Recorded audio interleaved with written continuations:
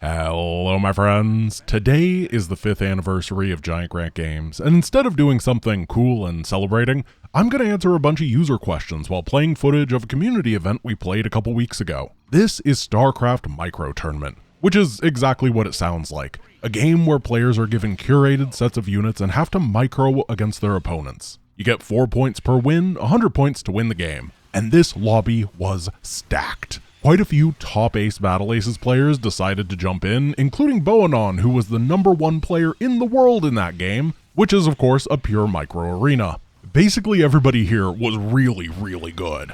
Also, the last time this mod was updated was in early Heart of the Swarm, so everything is just slightly different than it was now, which is fun. One final thing, for this 5th anniversary, I'm doing a user opinion census thing. Basically asking what people like, what they don't like, what they want to see more of, etc. There's a link in the description, and a link in the pinned comments, and a link in the Discord, so please fill it out, it genuinely helps me a ton. Anyway, let's get to the questions. Some of them are serious, and some of them very much not so.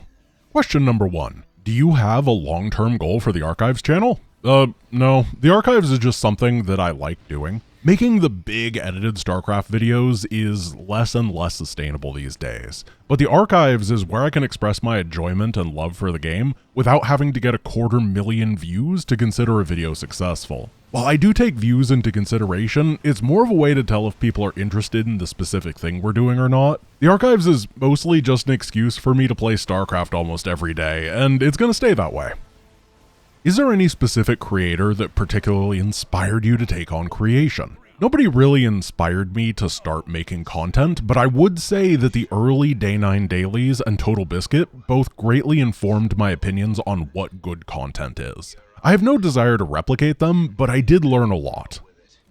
Which non-strategy game do you have the most playtime in?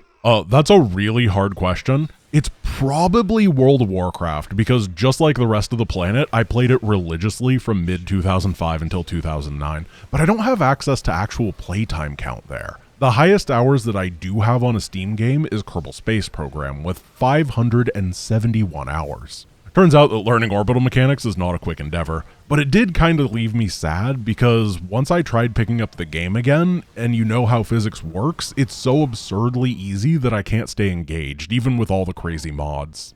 And of course, I have nothing good to say about the travesty that was Kerbal Space Program 2. Do you think you would ever lend your voice to a project, Starcraft or otherwise?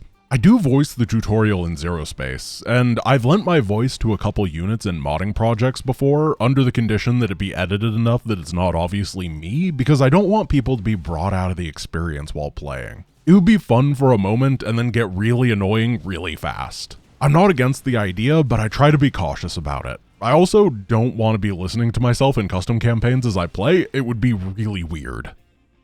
Do you or will you play turn-based strategy games, or is it just RTS? I love turn-based strategy. In fact, before I was a YouTuber, I was making my own turn-based strategy game that now sits unfinished on my hard drive forever. There's a reason that GiantGrantGames sounds more like a single-person indie game studio than a YouTube channel. The thing about the genre is that it's not exactly high-octane action that people want to watch on YouTube, and it's very hard to give commentary because of how slow they tend to be. If I were to make a video about a turn-based strategy game, it'd probably have to be highly edited, like a main channel video. Actually, that's not a bad idea for a format. I'm kind of just thinking out loud here, but I feel like XCOM 2 could actually have a pretty good video somewhere. What do you find the hardest about being a content creator? The inconsistency, it's not even close. There's a really big disconnect between this is a good video and this is a video that people will click on. And being able to make something that you're both proud of and gets views is really inconsistent. It sucks spending a month making something you really like, getting positive first impressions, launching it, and all the viewer watch time metrics are fantastic, and then the video bombs anyway because people are just like, yeah, I wasn't interested in that topic so I didn't watch it. Looking at you, Tempest Rising. What do you think about the hard mods like Nightmare or Mobius?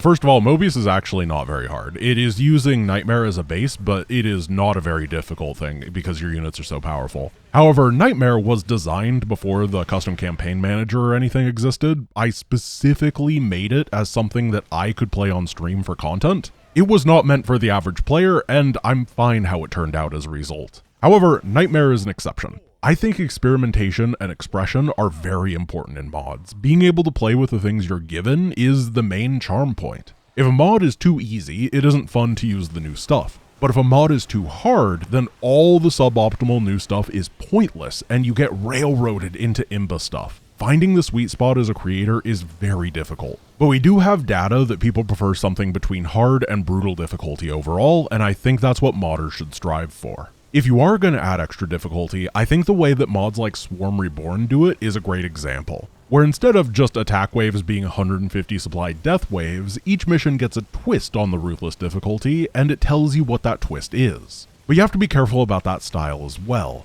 Otherwise you end up in a reverse Wings of Liberty situation where the most interesting mechanics are locked behind the oppressively difficult modes. In the end, difficulty is a lot like adding salt to food. If you don't have enough, you can always add a little bit more in the form of challenge runs or whatever, but if you have too much, it just becomes unenjoyable. Are you going to go back to streaming regularly? Yeah, I probably will this fall. I'll talk more about my future plans in August. There's still a bunch of stuff that's up in the air that I need to finalize, but probably fall. Do you intend to give a name to the Hotkey Gremlin, or just leave him with this nickname? I think the thing about the Hotkey Gremlin is that the concept is very abstract, so if you give him a proper name, then you have to repeatedly explain what the heck you're talking about, unless you go like Edward the Hotkey Gremlin, at which point it's far too formal for such a devious creature, so I think the Hotkey Gremlin is probably fine. Do you ever plan on doing a fan meetup? Yeah, so this is the thing that's been bugging me for a while now. Originally, when I started off, I was hoping that once COVID settled down, I'd be able to expand into Starcraft esports similarly to someone like Loco, and as part of that, be able to travel to live tournaments and get that real-life aspect and maybe interact with fans there. Unfortunately, competitive Starcraft and Blizzard as a whole sure have taken a beating, and the live tournaments thing never really restarted after lockdowns, not at the scale that it was before. As a result, I decided to focus on the area that I was already doing well in, the custom campaign stuff. Partially because if I started making esports content, either A, it wouldn't work out, or B, it would force people out of the genre because there's only a certain number of Starcraft views these days, and I don't want to force someone into retirement just because I want to talk about video games. That'd be pretty lame. So yeah, that's one of those things that's been on my mind for years, but it's never really panned out. What's your opinion of other content creators inspired by your Deathless series, trying to make Deathless videos of other strategy games? I think more power to them. I don't think you can, truly start a career by copying other people's ideas, but I do think it's a fantastic jumping off point for people to learn the ropes of video editing, challenge runs, and YouTube as a whole. Assuming that that's what they want. If they're just hobbyists who are using it as a way to express their love for the game, that's even better. Either way is a big positive in my opinion. I don't feel like it's people stepping on my toes or something. I may have been the person that started doing RTS Deathless, but that doesn't mean that I own the idea or anything. That would be wild. The only thing that I own that's RTS related is apparently the countdown cinematic on Starcraft 1. What is the smallest hill that you're prepared to die on? Alright, so this isn't RTS related at all, but just stick with me here. I absolutely love chocolate. But people who think that everything needs to be triple, quadruple, septuple chocolate are wrong. Chocolate is best when it contrasts with other flavors, vanilla or coffee or really most things. Having 17 different chocolates is barely more than having one chocolate. It works best as part of a melody of flavors where it can stand out with its unique properties that are amazing. Oh, this is a bit of whiplash. How did your perception of communication on the internet change, particularly now pre and post YouTube? Alright, well this is a big one, but I don't think that the way that humans communicate has fundamentally changed that much. The biggest change is that it's getting harder and harder to authentically know who or what you're communicating with. Is it actually a guy from Iowa with genuine concerns, or is it a paid troll living halfway across the world, or an LLM being told to disrupt things and shill some product? When humans actually interact with each other genuinely, I think it tends to go well. It's the disruption to that and the forcing people into echo chambers where they don't get to have that contact with people that have other viewpoints that is the big problem. And the reason I say that hasn't changed is because before the internet, people used to just be in their local bubble, which happened to create the same exact problems. It's just on a larger and more connected scale, and we were hoping that the internet would kind of break that instead of reinforce it. I have a feeling that the next big social media that blows up is going to be advertised as like a return to the no algorithm, no bot internet, because people are getting absolutely sick of the current state of things where you just cannot properly communicate with other humans. You know, which was kind of the point of social media. What's your opinion on a lot of newer custom campaigns becoming more complicated, mechanics and map-wise? I think that it is reflective of the growth of modders themselves. First, they're fairly unfamiliar with making stuff, so their creations are more simple. And then as they get more experience as editors, they can finally start to realize their ideas at scale, which is where we are right now. And then in the future, as they get better at making things, they have the ability to make it more streamlined, more efficient, be able to realize their ideas without as much bloat or without as much struggling to comprehend it. This is a very, very tough part that is going to take a while for people to actually reach. I don't think that most mods right now are as complex as they seem. However, they have a lot of bloat and they don't teach things particularly well, which makes them seem very hard to enter, but then when you actually get there, the depth is not as insane as it appears. Who's your favorite pro player? I genuinely believe that Soulkey is the greatest overall RTS player of all time. His match against Snow about a month ago was one of the best Starcraft series I have ever seen. I'm not going to spoil it, but the game on Death Valley is genuinely one of the most creative and intelligent strategies in the history of competitive RTS. The man is a genius, whether he be playing Starcraft 2 or now when he's back to Starcraft 1. The only thing that's not fun about watching him is that often he is so overwhelmingly better than his opponents that the games are not very good. But when they are good, they're amazing. Do you think that the next Starcraft, assuming we get one, has any chance of not being an RTS? Well, the Starcraft IP has been licensed to Nexon, who is mainly a mobile game creator, so it's basically guaranteed that the next one's not going to be an RTS, but instead nostalgia bait that uses microtransactions in order to take money from people. However, I have heard, and this is not insider knowledge or anything, it's just rumors, that the people at Microsoft do genuinely want to revive the Starcraft franchise. I don't know what way they're looking to do it. However, I do know that Starcraft 2 has been significantly more profitable than a lot of doomers have said. Rumors over the last 5 years that Starcraft was a cataclysmic failure have kind of been propagated, partially because of that one guy who he lied about the horse thing, where he said that a WoW mount sold better than all of Starcraft 2, and he just doesn't know how to do basic accounting. And co-op particularly has been immensely profitable given how much, or rather how little work it took to actually make it real. So I would not be surprised if sometime in the future there is another Starcraft. I don't know if it's going to be an RTS or if we're going to get that shooter spin-off. And then I actually do think that there will be a Starcraft 3 as an RTS at some point in the future because the money is there. The thing that isn't there right now is the talent. They have to find people that can make an RTS. What are some good and some bad things about StarCraft when compared to other RTS games? The only gripe that I have with StarCraft is how boring the economy is. I think that Age of Empires swings too far in the other direction, where it's too complicated. Age of Empires 2 specifically. But StarCraft 2 bases are so incredibly bland, even compared to StarCraft 1. The coolest and most exciting thing that you get in this game is a gold mineral, and you're like, whoa, that's crazy! There's not really a lot of intelligence or planning. I think that's a real shame. I think games like Age of Mythology really hit the sweet spot where there's 3 different resources and then one that's generated specifically by your faction. It's not as overwhelming as Age of Empires 2, but it's significantly more complicated than StarCraft. Imagine a world where RTS games are getting outlawed worldwide and everyone related to them is getting 25 years to life in prison. You get your hands on a time machine from the Red Alert series and can go back to 2010 to give yourself some advice to avoid this fate. Which other game genre would you tell yourself to follow instead? Fair question. If I could time travel, obviously the only thing I would do is give myself advice about YouTube. There's nothing else that'd really be worth doing.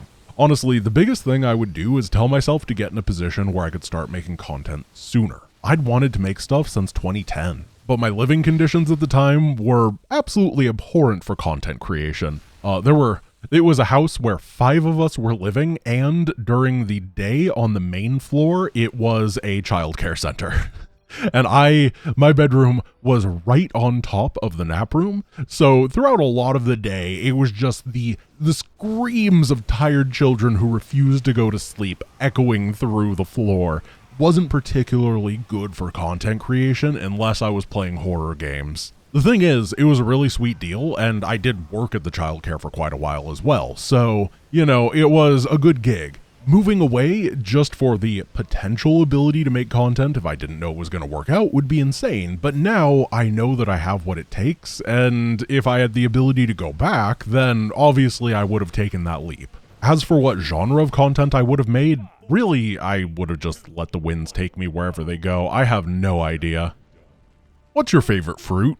If you've ever had a real fresh mango straight from the tree, there is literally nothing that can compete. There's a lot of great fruit out there, but the best of the best mango cannot be beaten.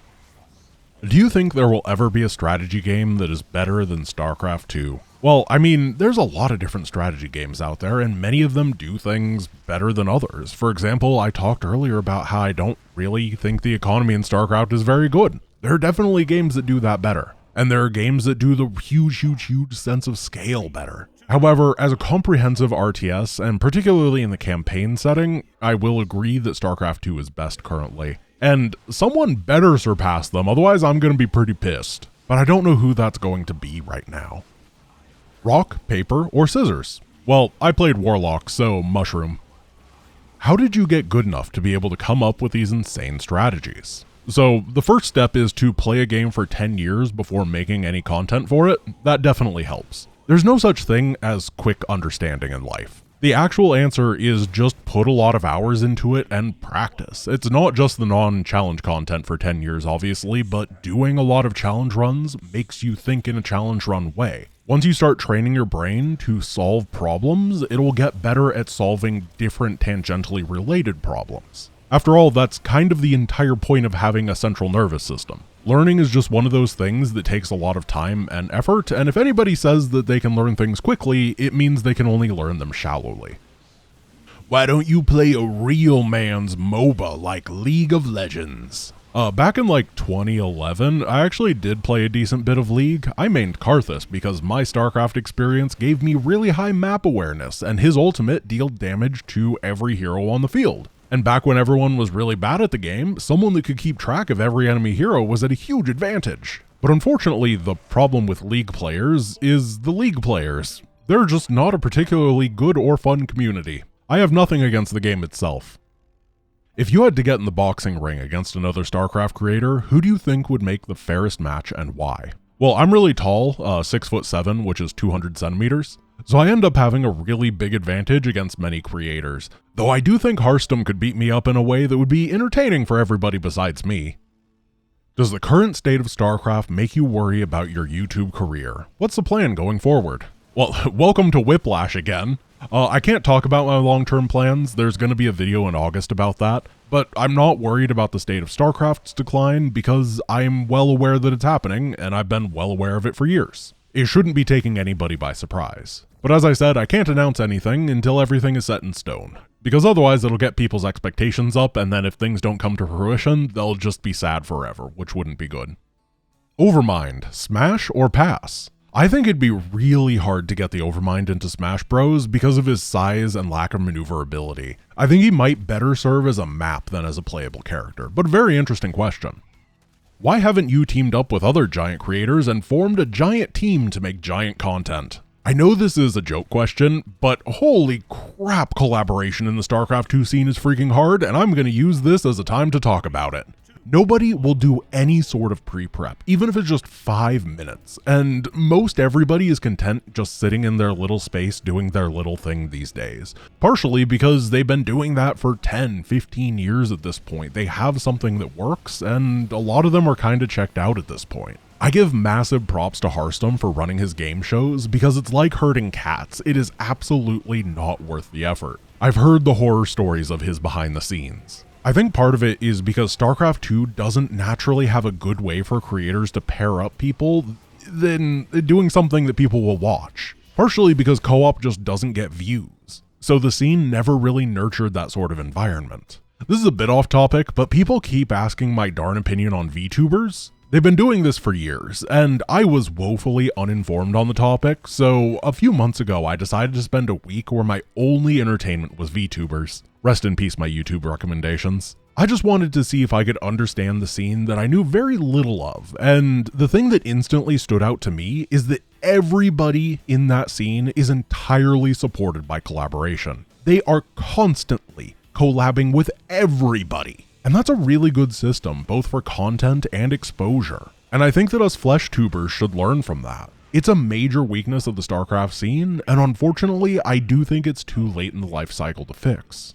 Anyway, I'm sure that tangent is going to raise a bunch of questions, so 1. No, I'm not a VTuber stan now. I have nothing against them. It turns out they're all just people making content. If a video pops up and it looks interesting, I simply do not care if it has a VTuber or not, which is an improvement over never having seen one before. However, some VTubers are definitely better than others. The community uses the term Oshi for the VTuber that they like the best, and if I had to pick one, it would be someone from FaZe Connect, but I'm not going to say who because it's more funny to me to have people speculate. Do you think that developing an RTS works financially better with a games-as-a-service business model using battle passes and microtransactions, or with the full-price single-purchase model and possible expansions? Oh buddy, are you guys ready for another rant? I'm gonna rally against the finance industry. I'm actually going to combine this with a question that comes after, which is why do RTSs not come with an editor anymore? Because these are actually the same question. The box model is a low-risk, medium-reward for publishers. The games-as-a-service model is a potentially high-risk, potentially high-reward model. Right now, games are largely controlled by venture capital investment that isn't interested in mediocre long-term games. I meant gains, but I guess games as well. So the industry likes the games-as-a-service model because it has the potential to explode into the hottest new thing. It's going to be exceptionally rare in the future for the biggest games to not be free to play, simply because free to play games can more easily get tons and tons of people playing. However, I wouldn't be surprised if we go back and look at the box model and realize that it has consistently outperformed the service model on average due to having far fewer catastrophic flops. For free-to-play games, every time that you see a billion-dollar hit, there's also 100 free-to-play live service games that are dead on arrival. As a result, if you're a free-to-play creator and want to hedge your risk, you don't invest into the initial setup of the game. Instead, you try to make the minimum viable product and ship it. You hope you get a lot of users, and then you expand past there. Which is why we get so many unfinished games these days. Things like the Starcraft custom map editor is incredible, but it takes over $1 million to make something like that. The editor is a long-term investment on a successful title that has the ability to make far more returns than it cost. But if you're cutting those upfront development costs, it's the sort of thing to be first on the chopping block. The Starcraft campaigns would have taken years more to build if the editor wasn't so powerful. And the only reason this came to be is because the executives at the time understood RTS and its development priorities, given that they all worked on the original Warcrafts and Starcrafts. They could be convinced that an editor is worth it. But nowadays, most CEOs and presidents of companies are not the developers or engineers that make the games. They're the accountants, salespeople, and marketing people. This is a very common thing in every industry. Companies tend to rise at their best when the engineers and software developers are the ones calling the shots because they're very familiar with how to make the best product. But eventually the finance people end up in charge, and suddenly the company is wielded by people who don't know how to make the product. But they do know how to make money in the short term. And to the people investing in these companies, it's fine. Because frankly, they're all old billionaires who don't know what a good game is anyway. Berkshire Hathaway owns 10% of Blizzard. Do you think that Warren Buffett cares about what the Warrior gameplay is like in the newest WoW expansion? Absolutely not. Right now, markets in general are in a high-risk investment stage. People are far less interested in making reliable long-term bets and would prefer to gamble. And this is a pretty standard economic cycle. Eventually, it creates a bubble, that bubble bursts, and investors shift from highly risky strategies to safer ones, and then get progressively riskier over time again. This is what happened in the dot-com bubble of the 90s, the 2008 financial crisis, and will eventually happen in the future. But this is the first time that games have been a mature enough industry to be swept up in it. So, longer-term investment into high-quality products, and a return to buying the game instead of it being free-to-play, I personally think will coincide with the next financial crisis. Yay! However, as I said, I do believe that the box model has been the most consistent and profitable over the long term. It's just not as glamorous or exciting. Do you have any pets? Not currently. Over the last while, I was going over to my parents' house a lot to help with their dogs in their old age, but time has taken them now, so that pseudo-pet ownership arc is over. I would like to own my own place before having a pet, which I currently don't, and I'm not sure I want to stay in the USA long term, so I'm not exactly comfortable investing in a house right now. Also, they're too darn expensive. If you put a lasagna on top of another lasagna, does it become one big lasagna, or is it just two lasagnas on top of each other? I think that really depends on how hungry you are. Lasagna is really a frame of mind more than anything else. Are you married? Brother, I make Starcraft videos for a living. Of course I'm single. What is the worst type of magic deck and why is it mono blue? I honestly think the worst type of magic deck is mono red, but it has nothing to do with the deck itself. It's specifically due to Magic Arena's abhorrent deck crafting system and the way that it pushes players towards cheap hyper aggro decks even if they don't want to play that style. This hyper saturates what should have been the most accessible form of Magic into a bunch of all-in cheese decks, and makes the experience as a new player repetitive and bland. Mono blue can be annoying, but generally it's also pretty rare, so I can't be nearly as bothered by it. Out of all the custom campaigns and mods you've played, which one, in your opinion, had the most interesting new mechanic? So overall, there are a lot of questions here that are basically what is your favorite custom campaign and that sort of a thing. And I don't feel comfortable answering those, because A, I don't want to play favorites, and B, I think that it changes on a day-to-day basis. However, I think the one that truly stood out to me as the most creative when it happened was the Hyperion Crew mod. Simply because we had never seen anything like that before, and it did a fantastic job of making Rainer's Raiders feel like a small team against the odds where everybody mattered. Have you ever played Age of Empires 2, and have you ever thought of posting a campaign playthrough? So, I don't really like Age of Empires 2 because the units are all super boring. The entire game is about economy, and the units are just bleh. I know that's not what the game is about, but interesting design matters a lot to me, and Age of Empires 2 just doesn't provide that. Would you rather have Starcraft 3 or Warcraft 4? This is a tough question for me. I definitely prefer Starcraft over Warcraft, but I think Warcraft 4 has a higher chance of being super successful, and that is what the genre needs right now. So if I think I had to pick, it would be Warcraft, because the Warcraft 4 has a higher chance of Starcraft 3 being made after. Starcraft 3, on the other hand, I'm not convinced would be enough to revitalize the genre in any way. Do you prefer Oreo or chocolate chip cookies? Chocolate chip cookies, most definitely. Oreos need dairy to go with them, and I'm lactose intolerant, so chocolate chip cookies are basically the same delicious upside with none of the side effects. Who is Broidon, and why is he made out of cardboard?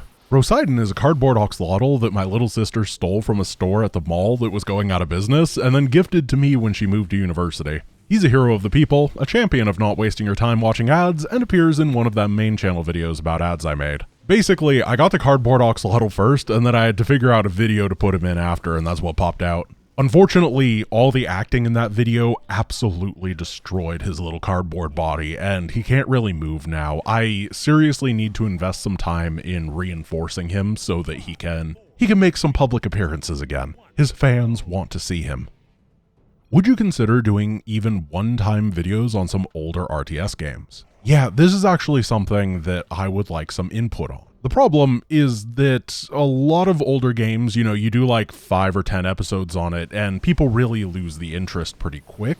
However, if you only do one episode and you're just doing the tutorial every time, that's really boring and uninteresting. The archives is a thing where I generally spend 1 to 1.5 hours working on every day, which means that I can't, play through the tutorial, then play 6 hours of the game, and then showcase a mid-game mission as well, so I really just don't know how to do that, even though I think it would be a cool idea.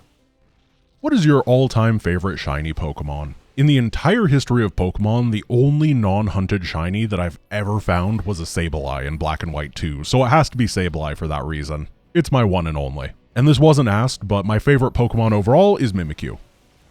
What is something that you wish you did differently early on? This is kinda similar to that question before about time travel, but I'll answer it differently. I think I'd do nothing differently. I think that slow and steady progress and evolution is very important. People tend to look back and go, if only I had done XYZ, blah, blah, blah, blah, blah. But that never actually works out, because then the knowledge base that you've built would be completely different because you changed what you did. You changed how you learned. One thing I've noticed in general is that people are really good at forgetting how much time they had to spend learning something. Or they just pretend it didn't happen because they're embarrassed or whatever, but either way. The truth is, Cyril has lost more games of Starcraft than I have ever played. Mark Rober has scrapped more highly edited videos than I will ever finish. And the list goes on. Everybody who's popular and successful in any genre has a 5 or 10 or 20 year backstory of working their butts off, slowly improving, and learning from lots of mistakes. Going back and changing what they did would only be self-sabotage.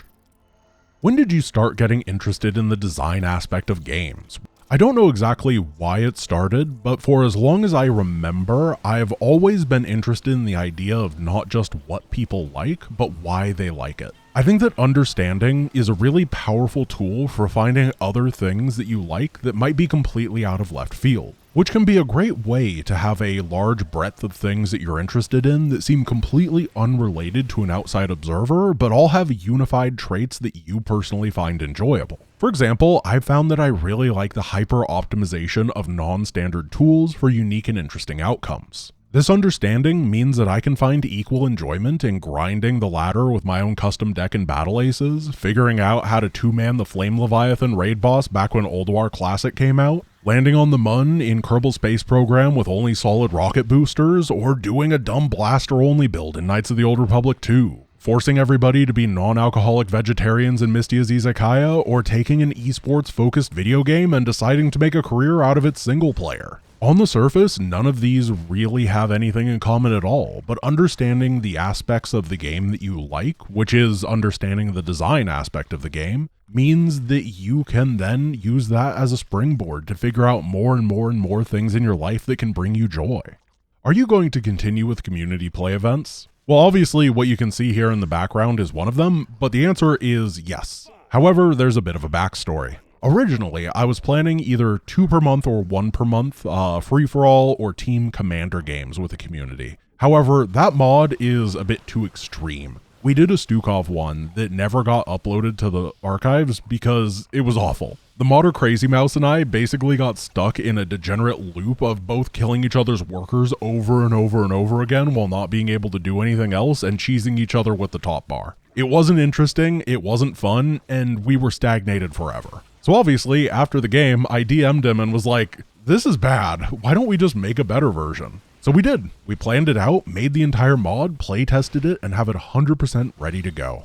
And then a bunch of people decided to post abhorrent things on the arcade and get it locked down for everybody, so we can't upload the extension mod. And while single player stuff can be played through the editor, 8-player lobbies cannot. So yeah, I would love to play more community events, and even put a lot of effort into making them be more fun, but now I'm waiting on the StarCraft 2 intern to do his part. Oh, and just as a note, I don't blame Blizzard for any of this, obviously. It's the horrible people being horrible people that are the problem. How many anime have you watched, and could you please name some? I haven't really watched anime in a long time. I used to watch a lot with my friends in high school, and then when I lived in that house with everybody, a lot of them were my high school friends, so we just kept watching stuff, but that time is long past. Some of my favorites include Steins Gate, Monster, Fullmetal Alchemist Brotherhood, the original Higurashi, Gurren Lagann, and a couple things like that. One thing I really like about anime that most other media are very bad at is having series that are about a craft or passion that the author knows about and is really excited to share. Like Bakuman is an anime about making manga, and it's incredible, or Shirobako, which is an anime about making anime. Both of them are very interesting and do a great job of explaining what the industry is like. And I have a soft spot for Hikaru no Go, which is a glimpse into both the professional and amateur world of the game Go. It's incredibly fascinating, and has a lot of resonance with the early Starcraft scene in a way that I was very surprised about. Turns out that all amateur sports are actually pretty similar. And also, while I mentioned Steins Gate, and I do think it's one of the top 5 anime of all time, the visual novel is even better, so get that off Steam, it's cheap. As I said, I haven't watched anime in a really long time, but I've heard that the Free Run show is really good, so maybe I should check that out. What inspires you to keep coming back to StarCraft 2 after 9 years of creating the GiantGrantGames channel? So this isn't exactly the answer that you want, but obviously the person that asked this just went onto the channel and clicked the creation date, like, information tab, and then used that. That just tells you when the person associated with the account created that Gmail account. So it's not a particularly useful metric. I don't even know why they include it. It's completely arbitrary and confusing. A lot of people in various way, shape, or form have asked for more Toho content, and the answer is that, yeah, it might end up in the background of some random update video or something, but I do not plan on making dedicated videos about Toho on the archives or main channel. While I do enjoy the franchise and have for like 20 years now, it's a big departure from the core of the channel, and diversification is a very difficult thing on YouTube. You can't be willy-nilly. How would you realistically fix YouTube? Oh, thank you. What a simple question that YouTube totally is not paying millions of dollars to attempt to solve. I am truly the one who should be given this responsibility. So I don't know what the exact fix is, but I believe that the core problem on the site has to do with the hyper-optimization that is required on titles and thumbnails. Every major YouTuber will agree that the video content is third in terms of importance after title thumbnail, and that's an issue. That's why I think both Shorts and TikTok don't play the title thumbnail game, because it brings much more of a focus onto the content itself, but nobody's managed to figure out how to apply that to long-form video, and I sure don't know how to either. Have you ever tried making a custom campaign scenario yourself? So I know my way around the editor well enough to navigate already existing mods and fix things that can be problematic or buggy in recordings without having to consult the mod maker. But I'm already using the video creation process and my playthroughs as a form of self-expression, so I don't really personally feel the desire to use the editor for that as well. What is your favorite ice cream flavor? Anybody who's been around the channel long enough knows this answer. It's Ben & Jerry's non-dairy Cherry Garcia, the goated non-dairy ice cream, utilizing chocolate in tandem with cherry and vanilla for a perfect balance of non-dairy flavor. And finally, do you think a Kirby RTS would be good? So I thought this was a joke at first, and then I started thinking about it, and it is absolutely brilliant. Okay, hear me out. Kirby 64 and the Crystal Shards was an incredibly fun game, which involved Kirby sucking in multiple different enemy types and then becoming a multi-type transformation based on what elements he brought in. Like absorbing an electric and ice enemy would make you into a refrigerator, and it wasn't very good. You could have something cool, kind of like Element TD, except for in an RTS sense, where you have to go out onto the map and then hunt for various elements so you can get the combinations or something. There's a really cool RTS idea in there somewhere. Impossible Creatures was really cool, and doing that with like elements for some wild transformations could be super awesome. I don't think that it has to be Kirby, but the idea of absorbing things and then turning into them could be really cool for an RTS. I like it a lot. So that's it. I know this isn't exactly a bombastic 5-year celebration that it could have been. It sort of snuck up on me, but to make up for it, there will be a cool live-streamed 12-hour challenge idea that I've had for a while now, sometime in early July. So keep your eyes open for that. 5 years is a lot of time, and while I was in the twilight of a niche game, I'm both surprised and happy with how incredibly well everything went. Far beyond any expectations I had. The future is obviously a nebulous place, but I do like making content, and tomorrow we're gonna be back with more Starcraft. And the next main channel video is kind of a really dumb challenge run idea, and that'll be fun too. For Starcraft, of course. I hope you have a wonderful rest of your day, and I'll see you guys tomorrow. Peace.